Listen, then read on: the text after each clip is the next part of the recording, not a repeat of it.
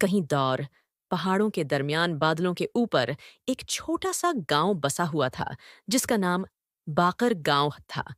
ये कोई आम गांव नहीं था, बल्कि जादुई बादलों से बना हुआ था। गांव के हर घर, दरख्त और यहाँ तक कि जमीन भी बादलों से बनाई गई थी।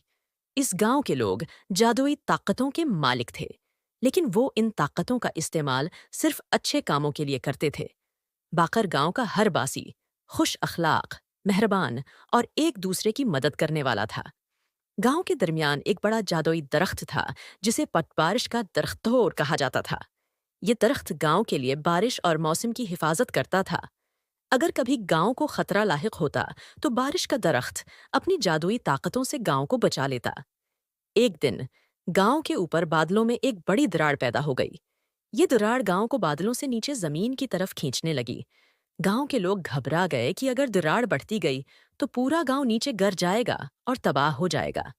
गांव के बुजुर्गों ने सोच विचार की और फैसला किया कि उन्हें बारिश के दरख्त से मदद लेनी होगी। बारिश का दरख्त सिर्फ इस वक्त मदद करता था जब गांव के लोग दिल से उसे पुकारें। गांव के सब लोग दरख्त के पास जमा हुए और दुआ करने लगे।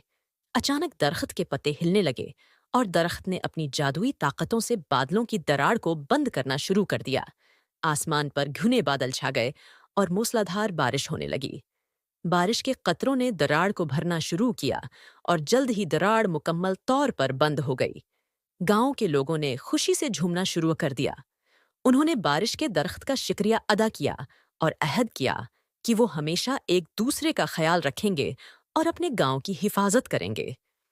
इस वाकये के बाद बाकर गांव का जादू और भी ताकतूर हो गया और लोगों की मोहब्बत और इत्तेहाद ने गांव को मजीद मजबूत बना दिया।